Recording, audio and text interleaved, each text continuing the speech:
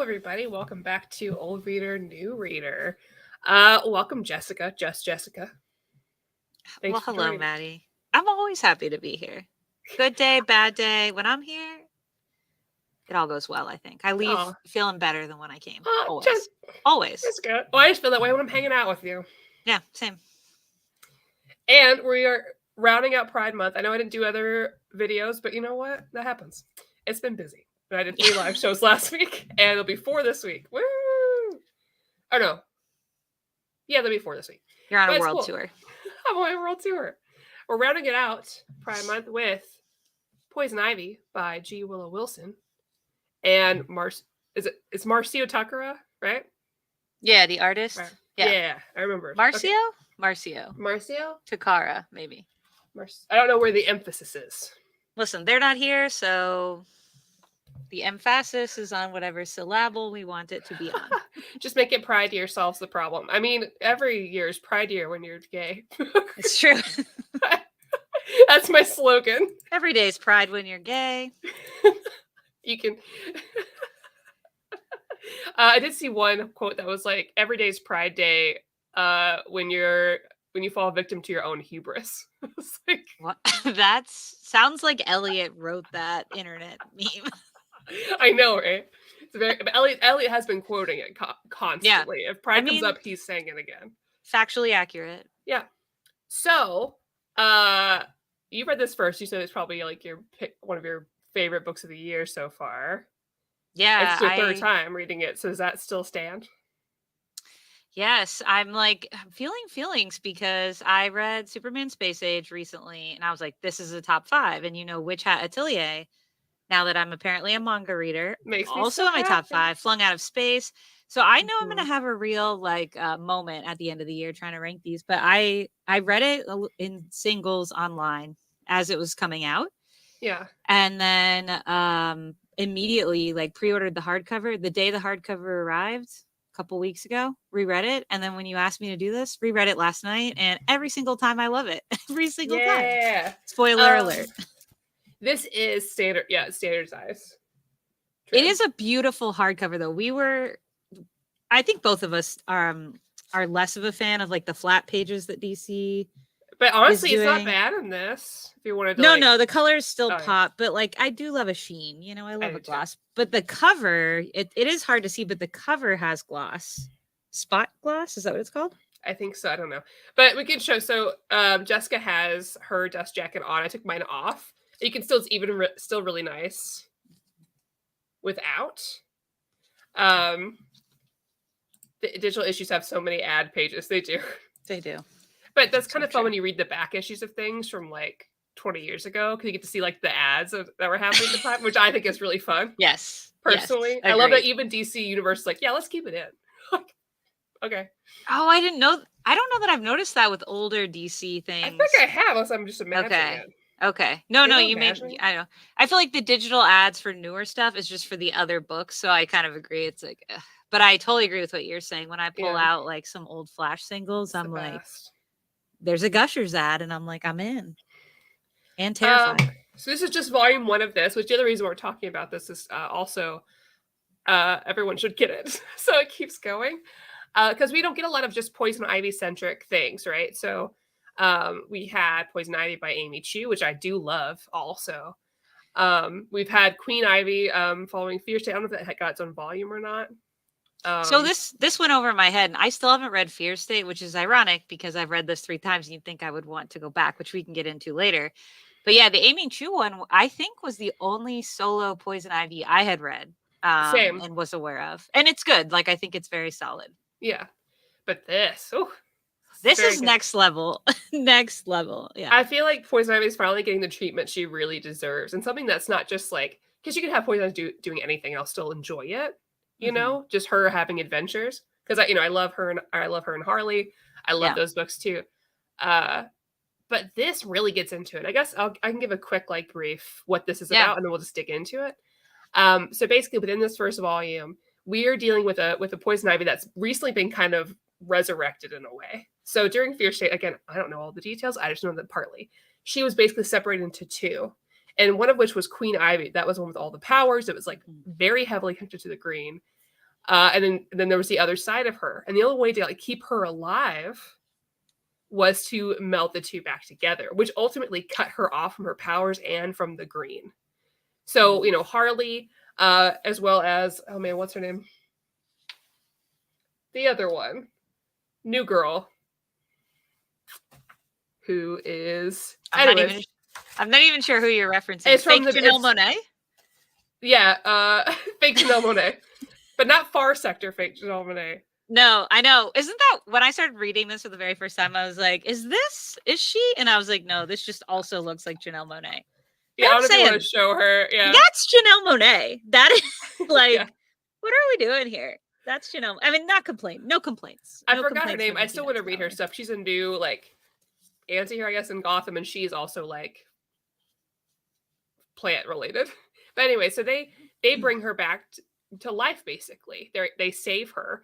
But Ivy doesn't really want that. And so she essentially leaves on her own because she can't handle not being kicked to the green.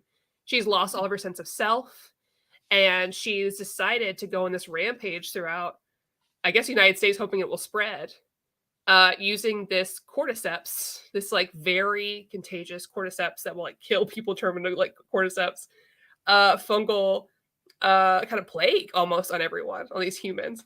And she goes through, and it's like, that's what she's doing. She's going through, she's driving, she's having a big old road trip. Siri's like, okay. Like, you want to go on a road trip? Siri's like, I don't get that. I don't understand. The other character's name may be Bella, I think. Fake Janelle Monáe. Maybe called Bella, I believe. That's the right idea. That's hilarious, yeah. Yes, and I think a key, so they do include, like, if you don't want to go back and read Fierce State, they do include a prologue. Mm-hmm. And I think it's just enough. You know, in comics, we have I think the more comics you read, the more your ability to be like, okay, you know what I mean? Like, sure, that absolutely. Happened. And so this was just enough to like give you some idea without like filling in all of the details. And even having read further into this series, I still don't feel like I'm missing a whole lot not having read that. So just important for people to note. I don't think it's essential. Which honestly, sometimes it's to tell a really good story, that the fact that you don't have to have everything, you don't have to rely so much on everything that happened. It's pretty clear what happened from the beginning, that she's brought back to that she didn't want to be. But she said she's going to take it into her own hands. She wants to really connect again with Pamela, with Ivy, how she was before. Mm-hmm. And she's like, the world's ending. I don't have my powers anymore. I'm going to go ahead and end it all for everyone, including myself. Because she's also poisoned herself with the cordyceps. Sorry, am I jumping around too much? No, that's perfect. I was just going to add, and it's not just like end it all for everyone. It connects to her character motivation. The thing that's always been so interesting about Ivy is, depending on your perspective, she's the hero. You know, like, she sees the danger of large scale effects of humanity and knows, and there's lots of beautiful stuff that I'm sure we'll get into with the book about the importance of nature. And so she's on the side of nature, and that's always been what's interesting. But, you know, to your point earlier, this solo series, I think just crystallizes that viewpoint so well. Like, again, the Amy Chu series was good. Definitely read it. But this, I think, is like a love letter to this character and to that very like perspective dichotomy. So she's like still being the hero because she's willing to even sacrifice herself in the end, to your point with the cordyceps. Yeah. And that's the basic premise. I guess we should talk first before we get into like the ending of this. We will get into spoilers later on, but again, this is ongoing. And it's Dr. Bella Garten, aka the Gardener. Sorry, it says in the prologue. I'm like, the Gardener. Yes, which is such a great name. AKA fake Janelle Monáe. But of Earth and not space. Space Monet. Space Janelle. Ooh, yes. Space Monet, Plants Monet. Yeah. Yeah. So yeah, I like, first of all, I already, like, from the second this starts, I love it because as she's going through, we're getting her inner monologue as it is being written down in a letter to to Harley, which is pretty obvious in the beginning, but is very clear towards the end of the book. And I love the way that's written out. It's hard to do this. You can kind of see, it's hard for me to point because I can't see my finger. You're right. Like, all of her inner monologue, like, it's all ripped out. So you can see kind of the separation from that, which I really like because I think it's so well written. It's like reading prose. It's really well written. Yeah, and it also, so another piece of the backstory that you don't fully have going into it if you haven't read anything else is made clear through the writing, which was it was partially Harley Quinn's decision in order to save Ivy in some way to strip away the abilities and the connection to the full connection to the green. Yeah. And so in the letter, like at the very beginning, she's also setting that up. And so again, I just feel like if you haven't read anything, like you get that situation very clearly. And she says, like in the letter, this is not a fairy tale, but it's not about revenge. It's about love. So she really does a lot of framing at the beginning to even set you up, like what's happened, what's the situation, and what's the story that I'm about to see. And I think it starts off perfectly because we see her on the road. She gets stopped by these two southern, or not so she's in Wyoming. Yes, these very like the square states in the middle. Yeah, these two men, and she stops them. And what's great, sorry, it's hard to do both. She puts her finger to the gun, and then this is a brutal book. I hope, this is okay to show this. Probably, but it's brutal right away. So immediately she touches them, they start to like transform into these fungi and mushrooms, these cordyceps. Again, perfect timing with the Last of Us show coming out. Mushrooms are hot right now. Mushrooms are hot right now. Yeah, it's beautifully drawn. I did read, and I don't know, someone in the chat may be a bit more informed, but I read that the body horror pieces, of which there's a lot, but I will say I really don't like body horror. I just really can't stand it. And I think the way it's done here is fine. So if you're someone who's like really can't handle that sort of stuff, I think you're still okay. But I heard that different artists actually came in and helped with the body horror pieces. And they look different, but it's not in a way that takes you out of the story. It's in a way to like make it more visceral, I guess you could say. Like the style of the body horror is a bit different. Even in what you just showed, like her standing there is totally different kind of line work than the body horror is. Yeah. Well, it almost feels more like reading this and seeing this artwork in here, like when they transform, it reminds me more of the type of body stuff we would get in like Animal Man, like New 52. Yeah, because it is a very like comparison. It's very visceral, right? Yeah. It's grotesque, but it is not like reading, I don't know, more horror manga or something like that, where it really feels like you see it, it's like bloody and heads off. It feels very different. It's a very like, I don't want to say it's comfy like reading Junji Ito, but it kind of is in a way where it's not something that I can imagine. It's not something I would see in front of me, like, ugh, because you and I watch a lot of slasher, we see it. But this feels a lot different. They also use like a lot of vibrant colors, and I'll wax poetic about mushrooms later because Maddie knows I've been on a big fungi kick this year, pre The Last of Us TV show. But there's a really beautiful aspect to the revitalization that mushrooms then bring, that fungi then symbolize growth later on. And I think the choice of using vibrant colors, though grotesque, and it is grotesque, no doubt, was intentional, because it's even, and we'll show some splash pages later where it's a lot of body horror, and they are all incredibly vibrant, like tie-dye level vibrant.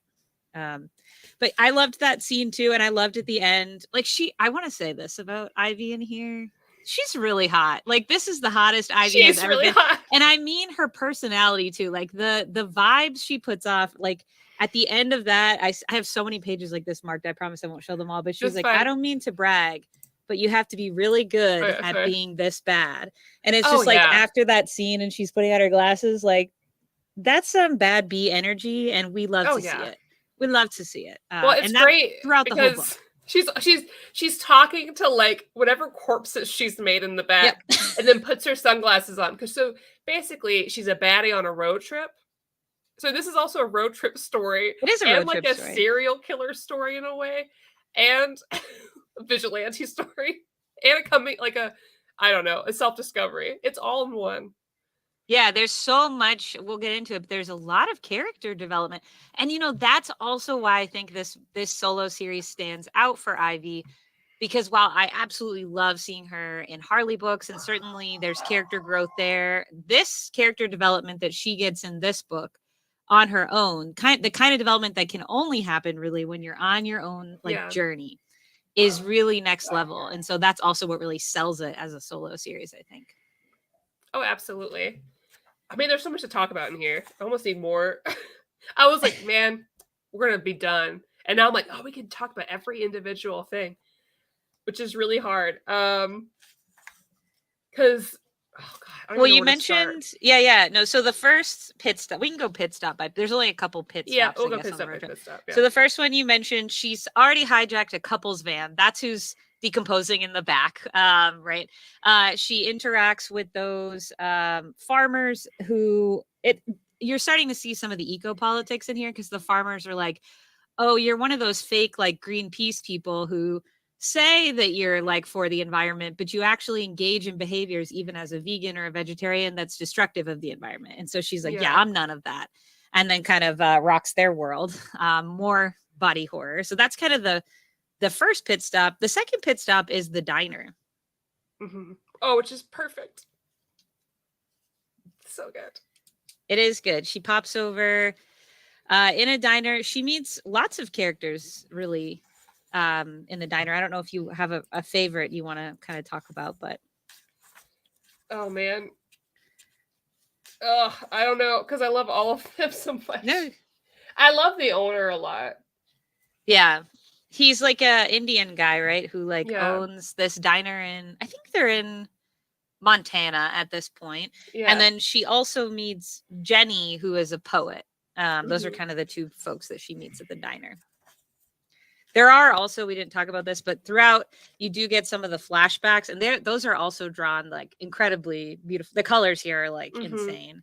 So that's kind of throughout. You have some of those flashbacks as well.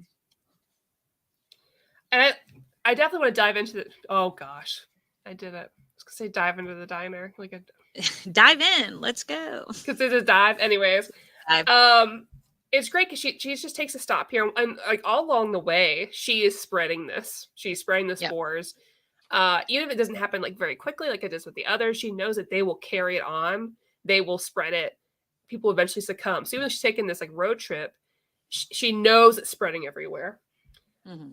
But she gets to this diner and everyone is just really kind to her. And she's having difficulty because she's talking about them very like a scientist would.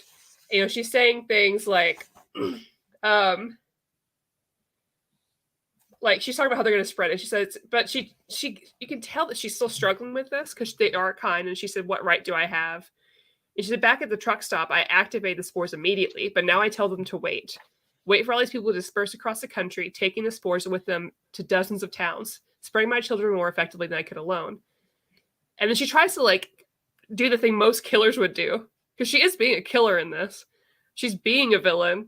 Because I remind myself that I'm giving them a much kinder and gentler death than the one they will have if they live through what's coming. They're so complacent that they can't see what these grasslands will look like in the few short years.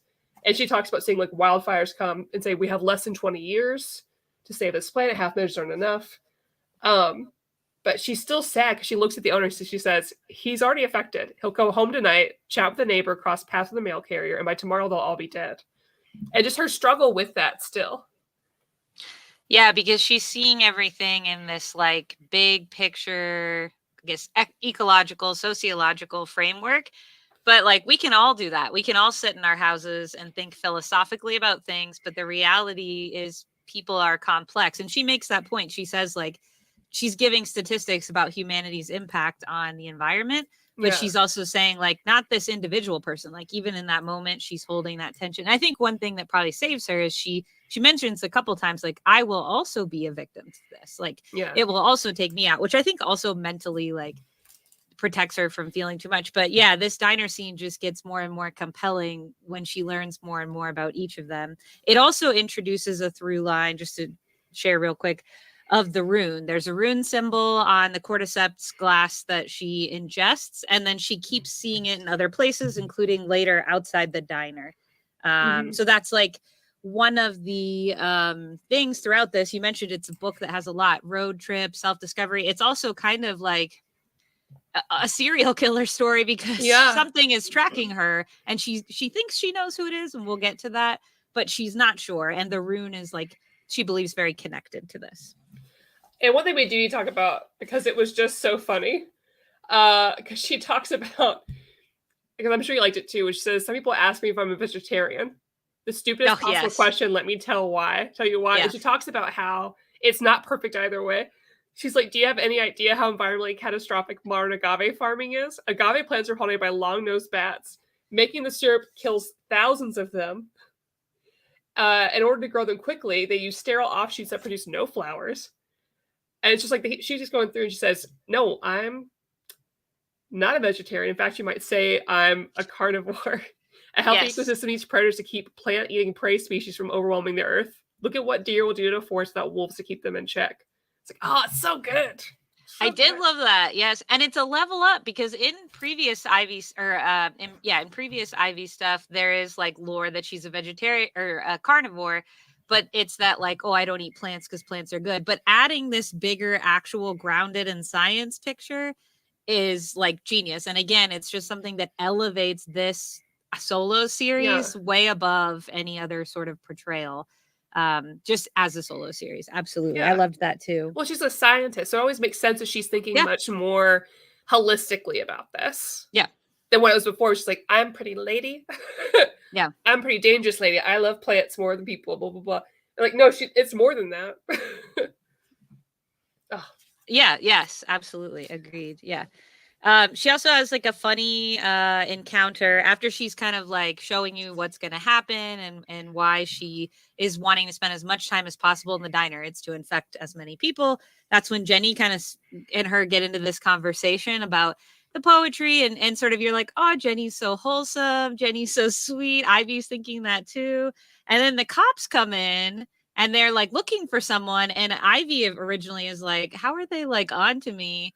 And she sees the panic in Jenny's face. Turns out they're after Jenny as well, because Jenny herself may have committed teeny tiny wire fraud. And my favorite part is like when they're talking about what their careers are.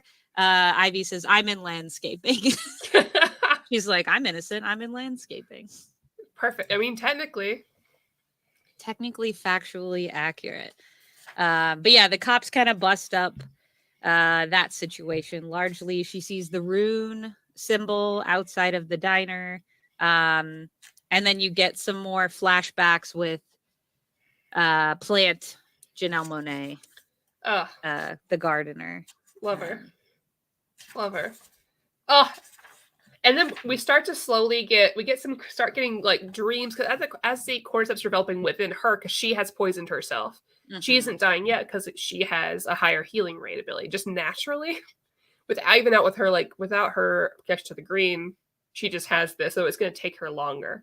So she's starting to have really wacky dreams. She will start to hallucinate, and those are still gorgeous. I do love that. Anytime she's thinking about Harley, there's true color. Not that this isn't colorful, it is, but it's so breathtaking whenever she thinks about her. Like it's as if like that's the true happy part of her life. Because right now, reading this, I was like, okay, Poison's on a suicide run. Ivy's like, she is sad, she's depressed, she doesn't know what to do with her life. She's just gonna end it. Because it's more than just her making her big plan to save the earth.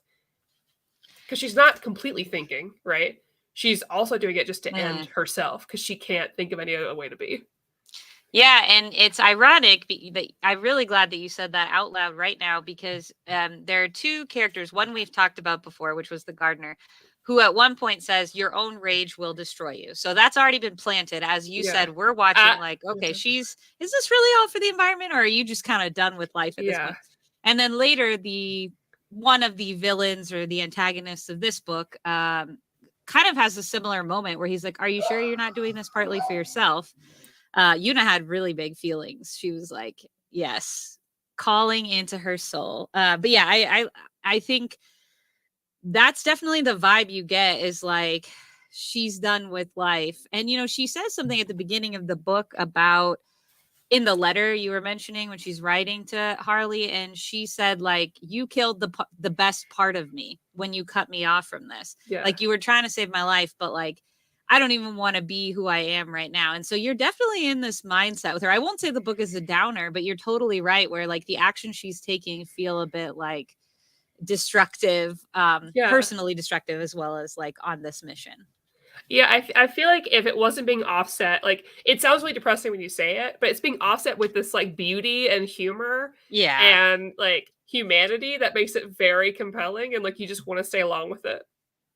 Yeah, because, you know, right as you're thinking this, right as we're kind of talking through the plot, one of my favorite issues, to be honest, is Yard Work, which is issue 3, which is like she stumbles on this person who is working on their backyard. It's totally, I'm trying to find a picture, like it's untamed. It's got a bunch of, here we go, like trash, tires, etc.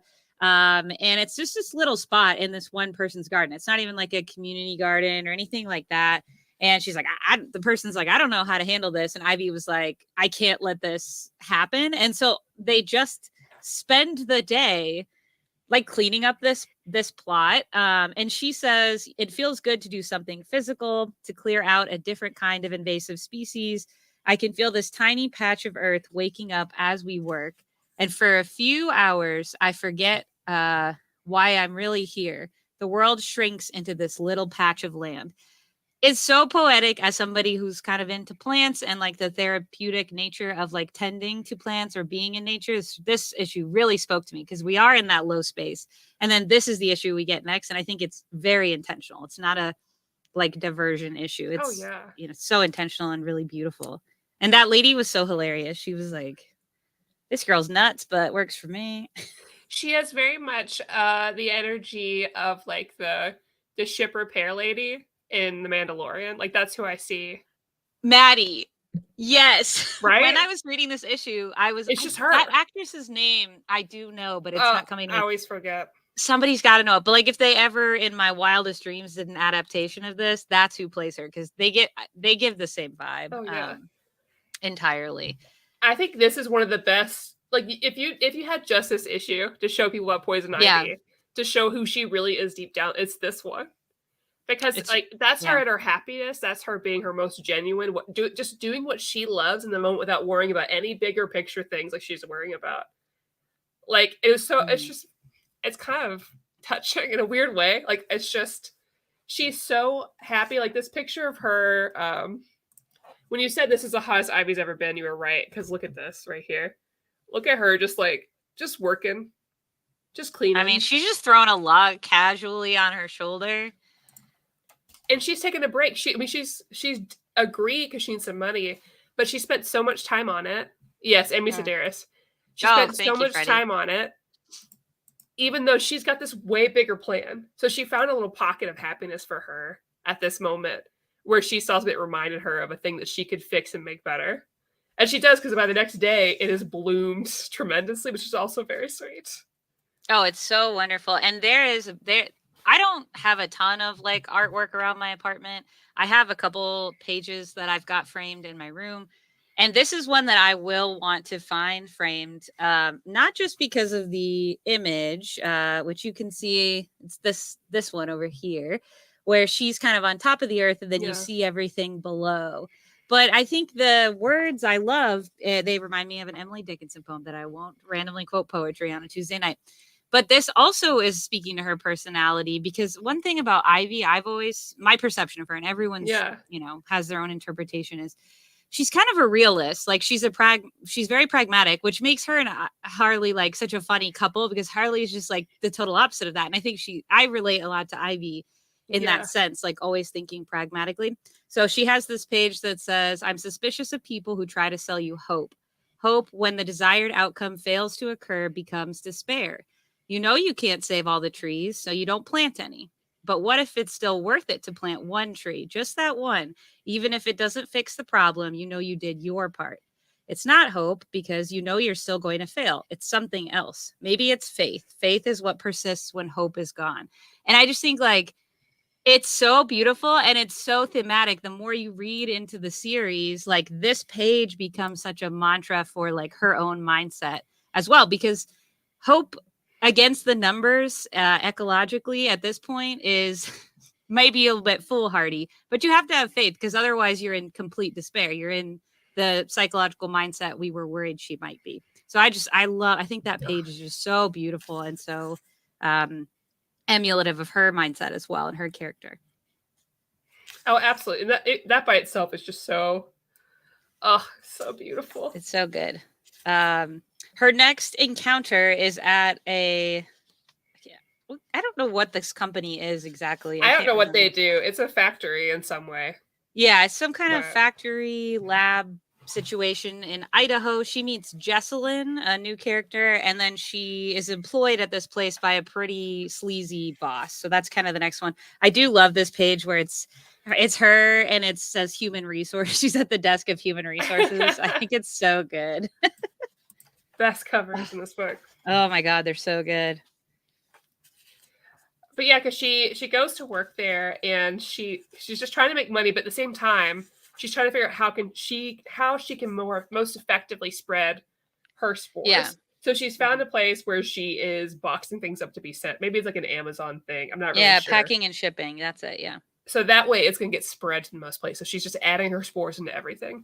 But while she's there, it's like she can't stop herself from helping little people, even though really, if everything's going to end and they're all going to turn, it doesn't matter. She does it anyways, which is like inner her speaking to herself without her realizing. So she's there and she starts like warming up to this woman at the office.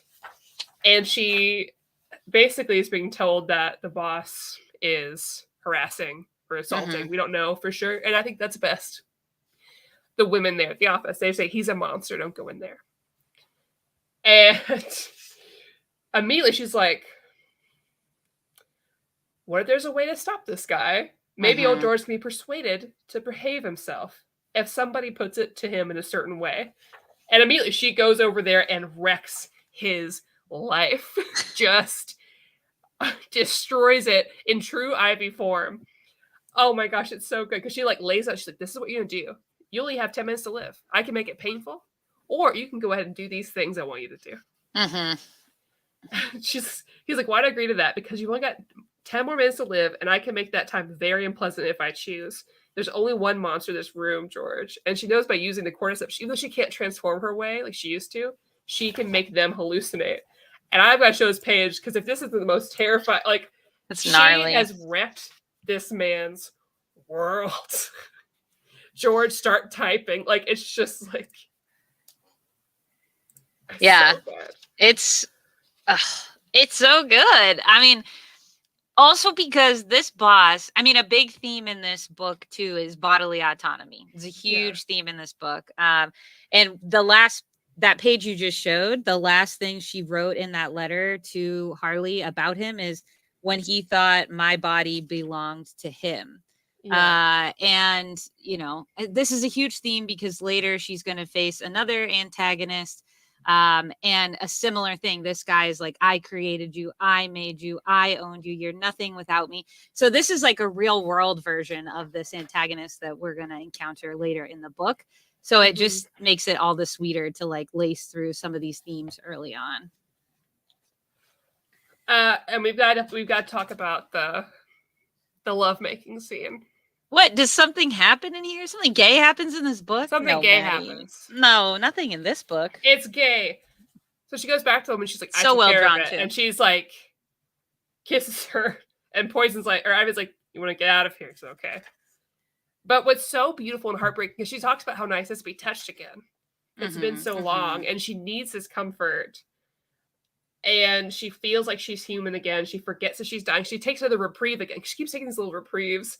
But this is so beautiful, and it breaks my heart. The way that they show the shadows of what's happening. I totally agree. And the way that Harley's just there in her mind. Like, yeah, because in the letter, she's like, I don't know if you'll believe me or if it's lame at all to even put this, but I was thinking about you the whole time. Which cheating is not okay ever. But in this book, we're just gonna, they're on a break. They were on a break. They're on a break.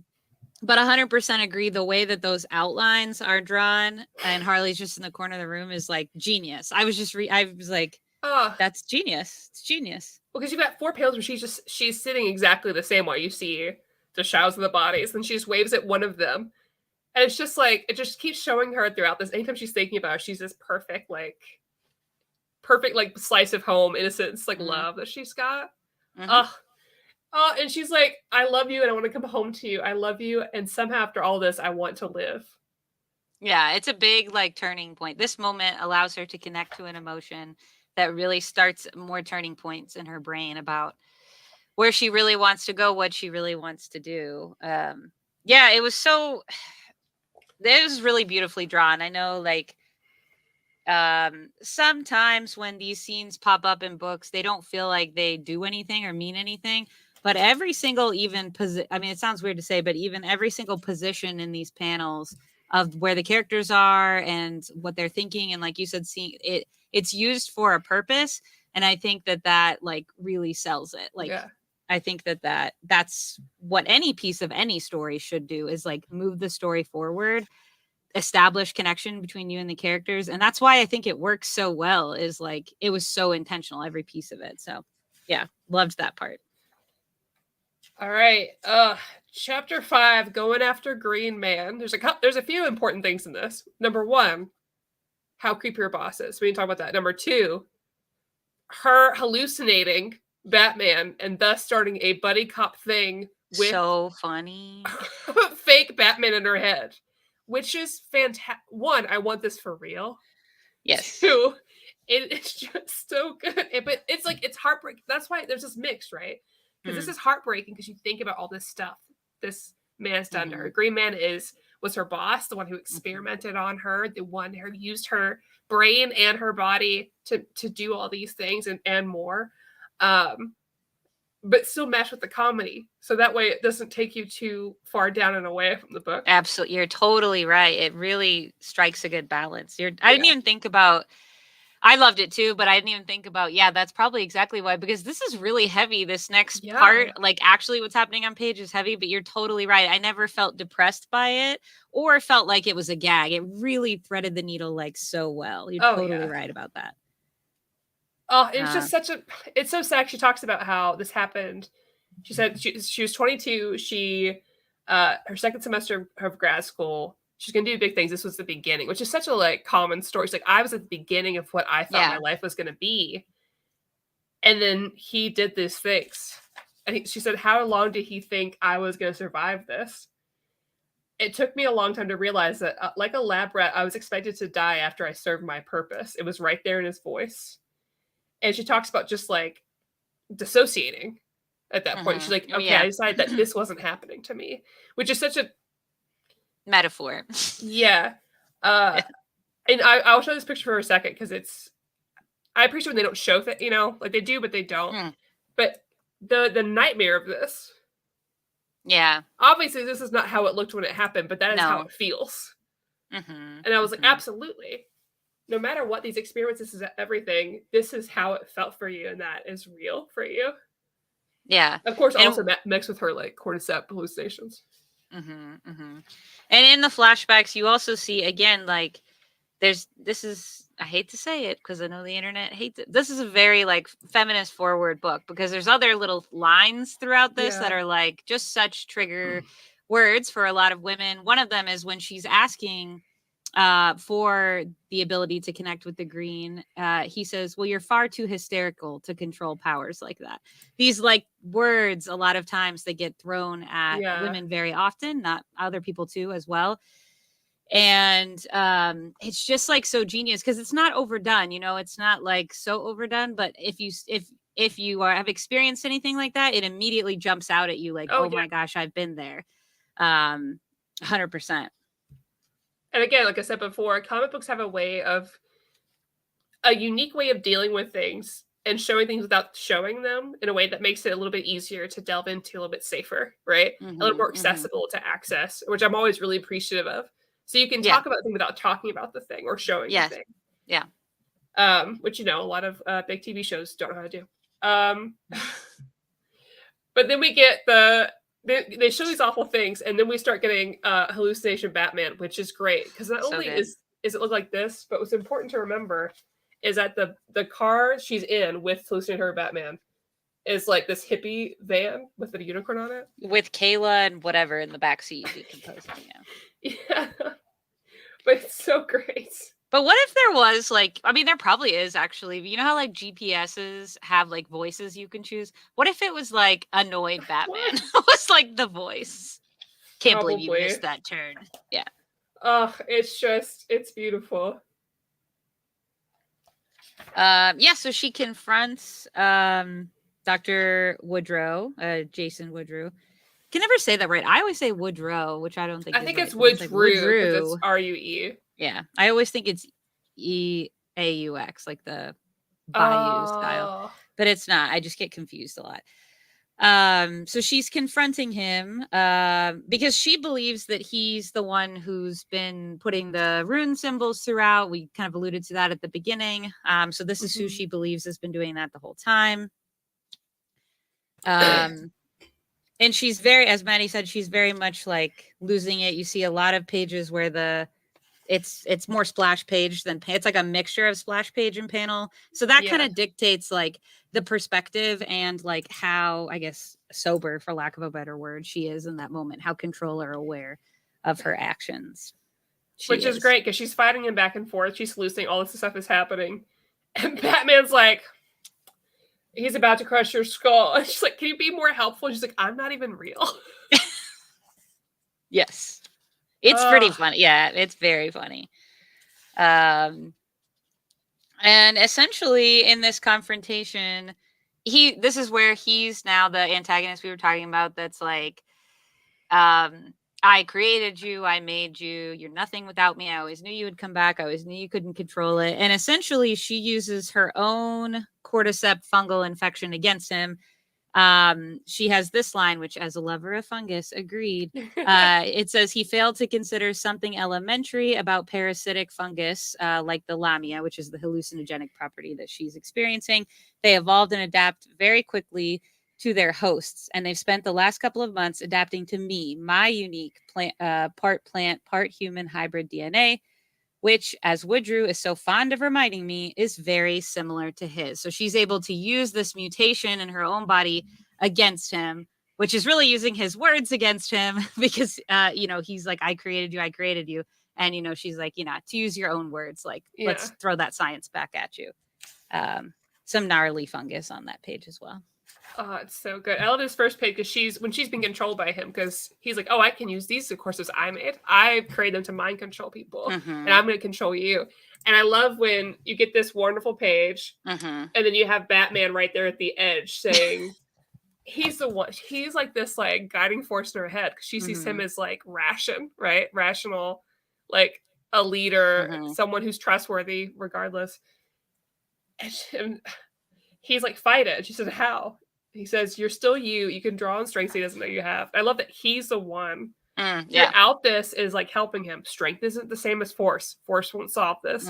How a tree will grow around a boulder. Like, and he's giving her these ideas. Yeah, absolutely. Absolutely. Oh, she says, a tree growing around a boulder. The Batman who lives rent-free in my head was right. I loved that line. Who lives rent-free in my head. It's so good.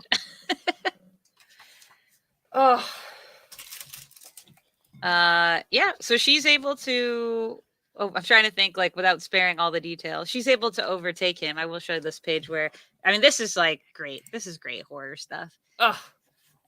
She's victorious at the end. His plan essentially is he's also game for infecting more, but in his perspective, it wasn't to restore some like ecological balance. He said like, when all of this goes down, what the world's going to want is a bunch of band-aids. And so we might as well sell billions of band-aids, like make tons of money. And he also questions her motives about like, is this really all about the environment or is this about power for you? And so it is like a good interaction where I do feel like, again, you've established so much character development in that battle. Inner Yogi Batman was like pointing out all that character growth. So good. Yeah. Well, I loved also that he was like, the only green that really matters to me is money. That was crazy. Like, what? And we I guess love comics. At this point, she heals herself somewhat, right, by eating him. Yeah, the science was murky for me on that. Even rereading it now this third time, I would love if anyone wants to explain exactly what happened. But she's able to restore balance within herself to have it under control. Yes. Yeah. And then I'm not sure how to explain how she got connected to the green again. I think it was very pretty and poetic, but I don't know how exactly to... Comics. Because this child, because she's still looking pretty gross, right? This child hands her a scarf, and they touch fingers, and for some reason, I guess the green is like this very interesting thing in DC Comics. It's almost like Taoism or the Force or the Way. You have to be on the same wavelength as it for it to accept you and connect with you. Mm-hmm. It's very interesting how it works, and it depends on the writer, but that's how the green is. I like to understand it. Because she talks about, she touches this child's fingers and she says, we flow in our ecosystem of symbiotic bacteria. We exhale and the trees inhale. Billions of tiny orgasms call our bodies home. The microscopic beings alive on his skin. This child is the entire universe. And suddenly she says, we are the green, and she is starting to connect again. Yeah, she says, the green has given me another chance. I can feel myself healing, not the crude healing I dug out of Woodrew's corpse, something greater. Yeah.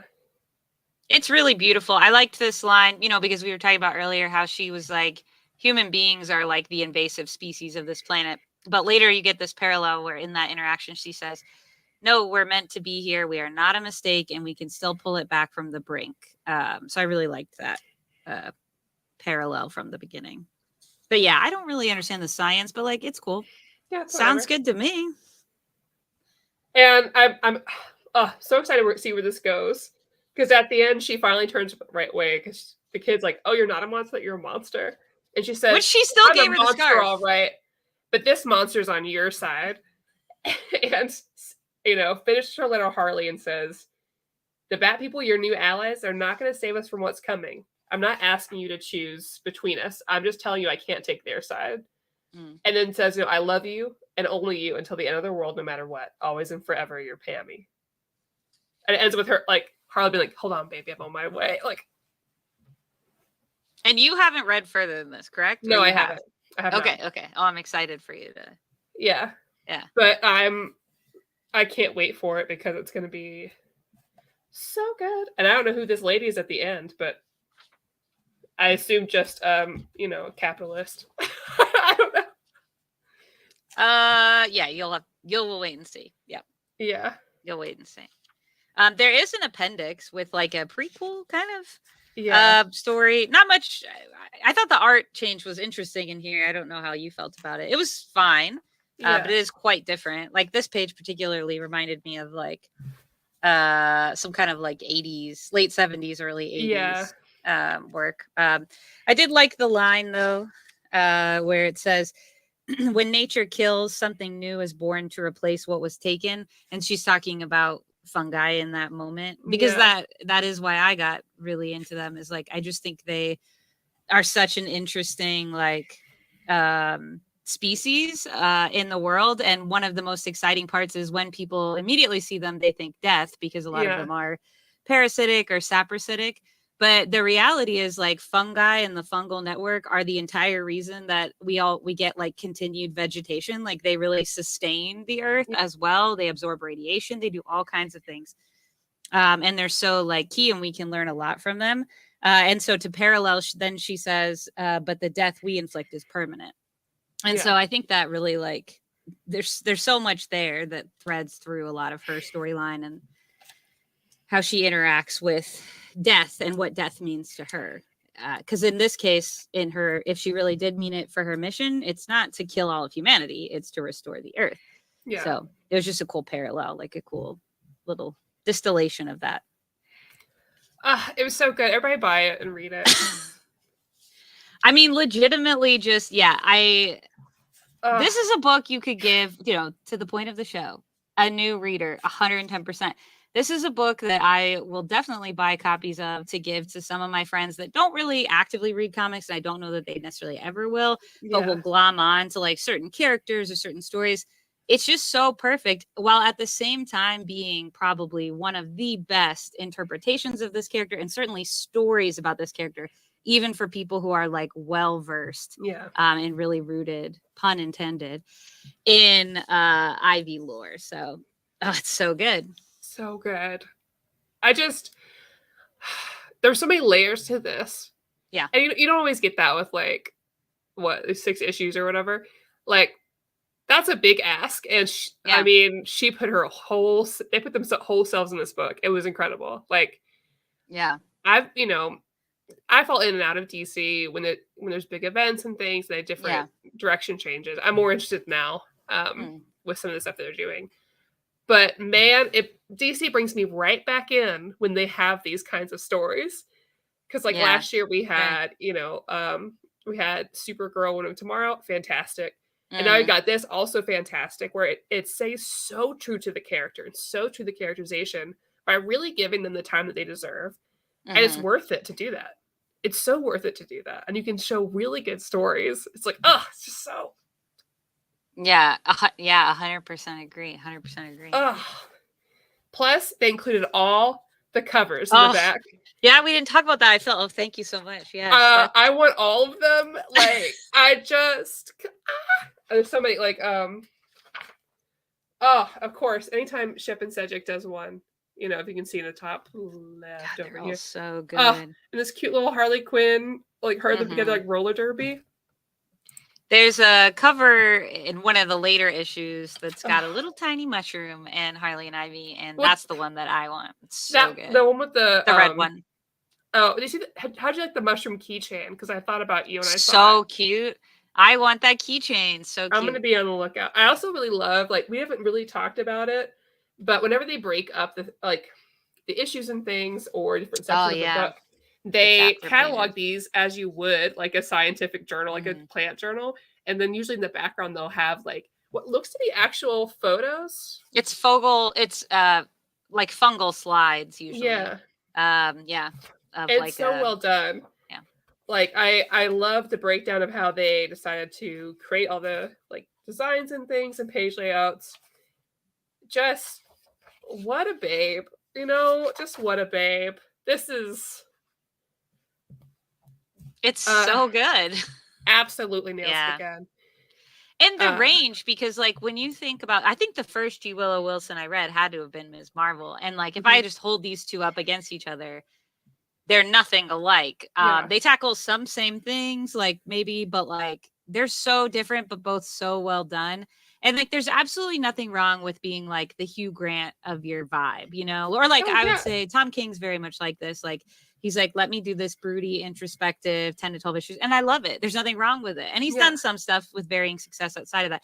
Hugh Grant, he plays the same character in every movie, but I still love it. It's a good version of it. Yeah. But there is something truly like magical about like a creator that can make something just entirely different and intricate and like just truly like authentic to that character. Absolutely. Hey, Ace, long time no see. Hello. An icon. Howard the Duck creeps me out. I can't think about it. But it's beautiful. This whole thing was gorgeous. It was great. I'll read it again. I want more stories like this for every character. I want every character to have little individualized things like this where you really get time with them. Because we have a big overarching story, but we also get a ton of characterization, and a mixture of downtime and big stuff, which is important because it leads into the character. We learn more about her. I love Lance's comment. I would love to see a modern, page-accurate version of Poison Ivy in the movie. She would make a unique and sympathetic antagonist for Batman. Fans are owed that for Batman and Robin version. Absolutely. And I still love you love that movie, though? Yeah, I was going to say, Maddie actually loves that movie. I love those films, and I don't care. They're fun and dumb. They gave her a kiss from a rose, and she's never going back, baby. Never going back. But 5 out of 5, 10 out of 10. Yeah. Absolutely. But that'd be great. Like, it would, I don't know if we'll ever get that. I think if you gave it to James Gunn, he'd be like, yeah, this seems pretty cool. Give it to like, I don't know, the people who wrote Booksmart or whatever. Like they can do it. I want the Jennifer's Body team on this. Diablo Cody's writing the script. Kira Kusama's directing.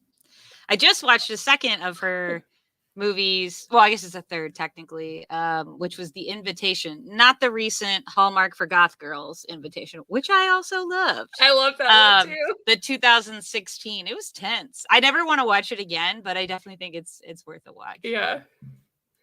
Love it. Yeah.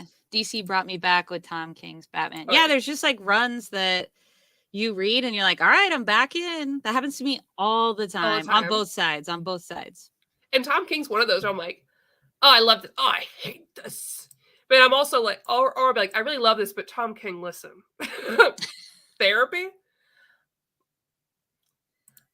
I don't think I do. Ooh. Lance, I like her a lot. I think you need someone with a little more attitude. Oh, I always forget her name. Girl from Killing Eve. Oh, now you put me on the spot. I can't remember. I was thinking redheads only, but you're right. Anyone can dye their hair. Yeah. What is her name? Not Sandra Oh, the other one. Somebody help us immediately. Sandra Oh would be very interesting cast. I would watch it. I have nothing against Jessica Chastain. I just feel like she's in too many movies. Like, give it to Bryce Dallas. Give Bryce Dallas Howard some movies. Give Christina Hendricks some movies. It's same vibe. I think you only get weird about Jessica Chastain because Jess and I both really love Evelyn Hugo, and everyone's like, Jessica Chastain. I know. I will actually be low-key depressed if they... And again, it's nothing against her. I really like her and stuff. It's just like, let's give other redheads a chance. # more redheads. I related very strongly. We didn't show this, but at one point she uses her like poison ivy ability to like get this man to be in love with her, and he's like waxing poetic about redheads, and I was like, this is the most I've ever related to a panel in my life. It was kind of embarrassing. Not as embarrassing as forgetting Jodie Comer. Yuna's also a redhead fan. She knows. She knows. Good taste. And her prose is wonderful too. Bird King was so good. I'll have to dig into that because I am very impressed by what's in here. And I still haven't read Invisible Kingdom. It's good. Yeah, it's solid. Oh, Florence Welsh. Interesting. Yeah, okay. Yeah, okay. Oh, Kate Mara. Who's that? You know Kate Mara. I have to see her face first. Yeah, you'll see it in a second. I could see it. I don't know if it'd be my first choice, but I think it'd be an interesting choice. I think she could probably do it. Yeah, she wouldn't be my first choice. But she's somebody that could surprise me, probably. Low key, that girl, woman that they cast. I'm so bad with the names when I'm on the spot. Maddie's been to trivia with me. I succeed at bar trivia because they give you time to think about it. When you're trying to think on the spot, you can't. The one that did the Batwoman show for a short while, she was also on Jane the Virgin. Freddie knows. Freddie, put the name in the chat. Oh, yeah. She was actually great. Like, I thought she was a good Ivy. I don't know about like the big screen. Anna De like, Armas. Good. She's one of those hot names now. Okay. I could see it. I almost want her to be older. Yeah, me too. But I feel that way about a lot of DC characters. I want them to be older because I feel like there's something about them that I don't know. I want them to be in their 30s. She probably is in her 30s. She's 35. She's older than me. She's gorgeous. That's fine. You're gorgeous too, Maddie. Thank you. Don't let Ana de Armas give you a complex. Jessica from True Blood. I haven't watched True Blood in so long. Is that... Oh, the redhead. It's the redhead. She plays D&D. Oh, okay. Oh, I could see that. I could see her be more serious. Yeah, maybe. Another different one is Cairo. I should read Air now that I have 3 of the new paperbacks. Oh. I think I've read Cairo. It's been a bit though. Yeah. Out of topic, did you guys see the Superman Legacy casting news? All I saw was that what's her name from Marvelous Mrs. Maisel is Lois, which I think is good casting. Yeah. I didn't see the rest. I'll open it up right now. Is that the movie where it's going to be with the Authority? I'm getting mixed up because I haven't been like paying as close attention, and I also know the animated series is coming out next month. So surely it's not that because they've already. So excited! Not that it looks so good. I don't want to renew HBO, but I'm gonna because I have to watch that show. It's not. You're not going to renew HBO. You're going to renew Max. She's going to kick me out of the thing. Okay. Okay, and the other guy, who's the Bridget Regan. Freddie, you're right. That was who played Ivy in Batwoman. I thought she was good. Who is this? Okay, David Corin. I'm sorry, Corin Sweat shouldn't be a real name. Poor guy. Who are you? Oh, he was in Pearl. I loved Pearl. You did. I did. I haven't seen that one. I watched X at your request. I'm on a real horror kick though. No, it's coming. I'm on a horror kick. I told Maddie earlier I did Bodies today. I had put that off because of like the internet weirdness around the launch of the movie. Oh yeah. But I'm here now. I know. I was waiting for you to suggest Helen Mirren. I think about you every time Helen Mirren comes up. Oh my gosh, Ace. Okay, so this is a deep shame of mine that so I'm making a list of movies. First off, I want to we're not sponsored by the Letterboxd app, but I have become obsessed with the Letterboxd app. Like I'm practically Gen Z now, I think. Oh wow. Am I gonna have to letterbox? We can share lists with each other. I've been in it. I'll give you a tutorial when we hang out next time. Sounds good. But I've been like making a list of like, okay, I have to watch this movie. It's embarrassing that I haven't. And Teaching Mrs. Tingle, I'd never watched it. Heard of that. Helen Mirren is in that movie. Helen Mirren is in this movie with Katie Holmes. What? What if I've never heard of? Oh wait, she murders her. That's cool. I mean, I think they're teaching Mrs. Tingle a lesson. Yeah. Oh, I'm in. I love movies with killing people in them. We love a slasher. We love a teen horror. I love a slasher. It's just one of those, like, I've seen The Faculty. I've seen all these other ones, like, of that era. But, like, that one just escaped me. It also has the older brother from Seventh Heaven. Can never remember that man's real name. I don't. It's a time capsule with Helen Mirren. It's up here. Barry Watson. Barry Watson. Ace, have you seen that? Is that good? I mean, I think we should have a day where we drink and watch Seventh Heaven. I think I need therapy if we do that. Oh, probably. I thought you were going to suggest slashers, and that would have been way more palatable. I've lost my light. Uh-oh, she's in the dark, folks. And we were just talking about horror movies. No! Mrs. Tingle is teaching you a lesson. Oh, no. And my light went off because I was messing with it. No, it's unplugged. Ace said, I've seen literally every single thing Helen Mirren has ever done. Well, what is your review of Teaching Mrs. Tingle? Because I'll get to it, like, tomorrow, if it's good. Chris said not a great movie. Okay. Oh, gosh. Right, Pearl. I think Pearl and X are both streaming for Plus, which is good because you just need to be caught up by the time the next movie comes out. There's another one. Maxine 3X's comes out this year. Wow. I think it's gonna be a trilogy. It's gonna be a good year for horror movies. The new Saw movie comes out this year. Very excited. I am excited about that. I like the Saw movies. And Saw and Five Nights at Freddy's come out the same day, so I'll be doing a double feature. I finally saw the trailer for Five Nights at Freddy's, and I was like, Maddie, it looks really stupid. It looks so dumb.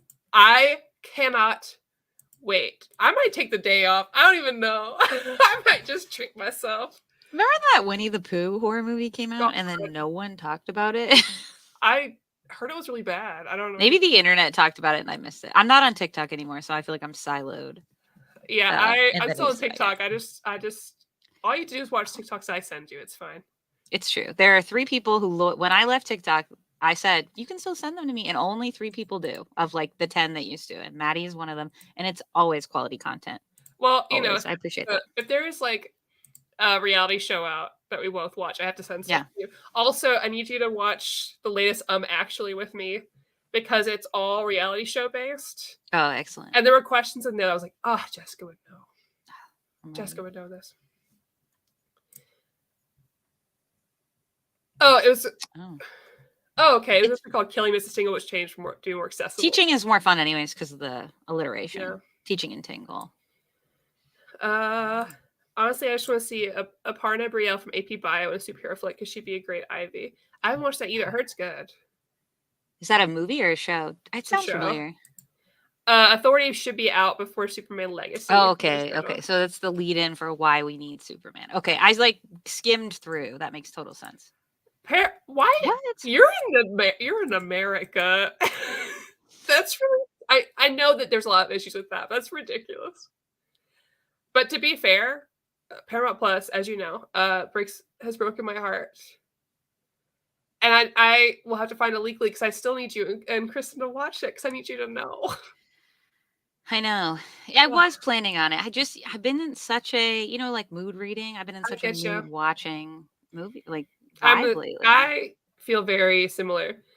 For Helen Mirren movies, you should watch Excalibur, The Cook, The Thief, His Wife and Her Lover, Calendar Girls. I did Calendar Girls. Calendar Girls is so good. My whole family loves that movie. And Prime Suspect. Oh yeah, I like Prime Suspect. I haven't seen His Wife and Her Lover or I don't think I've seen The Thief. So I'll add those to my Letterboxd account. The only kind of horror that works for me are Jordan Peele movies. I don't get scared because depression, obviously. At least the Peele movies are funny. They are funny. And terrifying.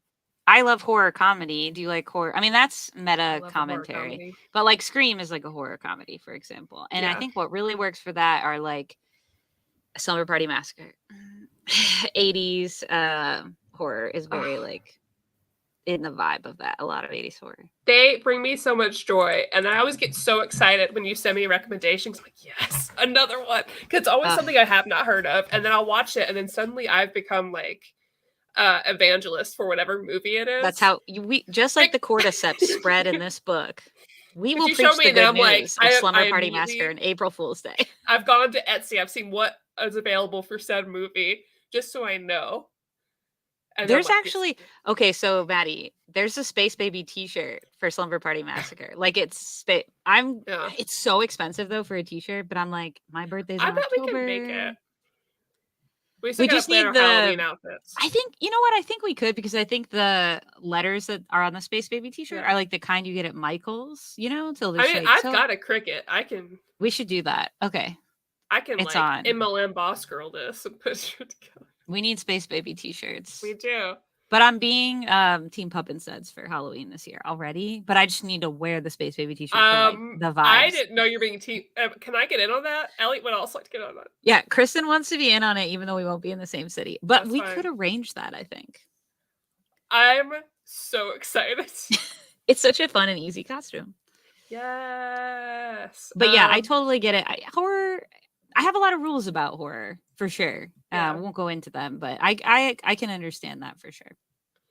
All streaming has broken our hearts, so we'll keep at it. But hey, to be less negative, here's a rec. Magical Pug and Drag Icon has their own amusement park, and Dead End Paranormal Park on Netflix. I did want to check that out. Magical Pug and a Drag Icon. Yeah. Has her own amusement park in Dead End Paranormal Park. The movie's called Dead End Paranormal Park? It's a show. Oh, it's a show. Okay. Yeah. I'll write it down. Has Pug. Y'all should watch A Monster in Paris. It's an animated family opera retelling with a giant flea, and Sean Lennon does some music. What? The Wife and Her Love. Oh, wait. I think I got that wrong. Okay. I'll check it out. I'll watch anything. Yeah, I'm writing a lot of things down tonight. Okay. Mm-hmm. Good Rex. Yeah. Summer's going to be for, we have the writer's strike, so we're going to have to fill in with older content. So this is all much appreciated. I do hope that they get their deal struck soon, though, because your girl needs her NCIS Hawaii. I know. And Yellow Jacket season 3. Oh my God, I know. At least I'm glad that one of my shows is already done before that happened. It was just editing. So Foundation season 2 comes out next month. And I'm very excited for it because I loved season 1. Apple? Yeah. Sorry. Okay. Yeah. I love that was on my radar. I still have my subscription right now because I haven't. I'm keeping it to next month because I had it for Ted Lasso, which I am forever sad. I know. But that should have been in our life forever. I talk about Omnidog, not on here. I mean, he had a show with Kristen this past weekend. Yeah, it was fun to hear about their con experience. I'm jealous. I'm gonna go to Heroes Con next year.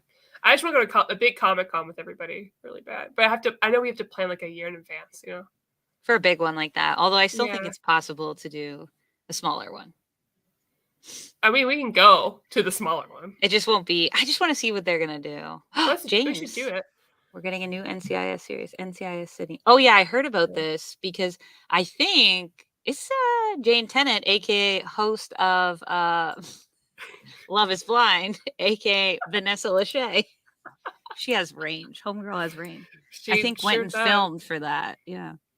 It's so at no point in my life did I ever think I would watch an NCIS show, but I love it. it happens to us at some point. All of us have to adopt a procedural that lasts 30 seasons. It's true. It's the rite of passage as a human in society. Oh, these yeah. days. Well, I guess we can wrap it up so I can go chat with Jess about stuff. I'll be back next week. Oh, wait. Will I be? It's the 4th. No, I won't be. I won't be back next week because I'm busy with Jess. I was going to say all day. All day. Last of Us 2. Playing The Last of Us 2. Maddie's going to do the shooty shoot parts for me.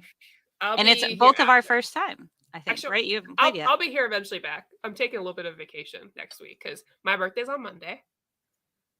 Tuesday's a national holiday. A lot of people are off on Monday. What they don't know is that it's for your birthday. What they think it's about is just totally it's for irrelevant. My birthday. So the fireworks are for me. They always have been. So I'll be taking that day off to do whatever I feel like doing. Probably reading a lot of books because I have acquired more physical books than I've read yet. So I love that for you, and you might get some more for your birthday. We don't know.